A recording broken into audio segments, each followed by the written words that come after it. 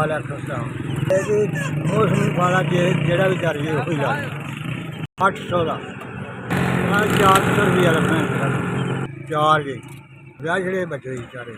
2 जी दो जियां वास्ते मजदूरी करना 400 का भजा 700-800 का सौदा ले जा मैं मजदूर बनना ही मेरी लत्त टुटी है मैं काम नहीं कर सकता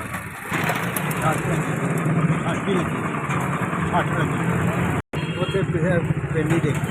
भजाई बड़ी आ खर्चा बड़ा घर का 2 जी बिल भी दिने किराएदार अं देना किराया भी दिने बड़ा औखा मसला मजदूर बनना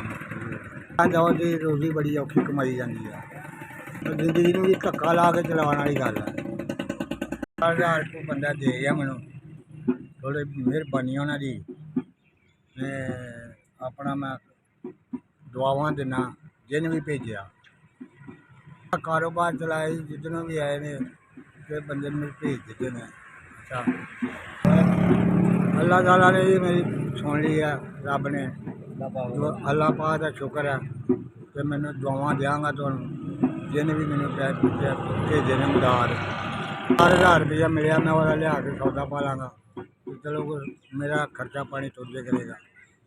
रोजी मेरी लग जाएगी बढ़ जाएगी जिन्नी जिंदगी दुआवां दिंदा रहांगा जी तुहानूं माँ प्यो भैन भरा सब तंदरुस्ती दे उन्होंने तुहाडी मदद लैके बड़े खुश होया कि इस वालियां दी बड़ी मेहरबानी है पहुँचाई भी इस वालियां दी बड़ी मदद है मैंने जेह्ड़ा मैंने मदद पहुँचाई है उन्होंने बच्चे जीते हैं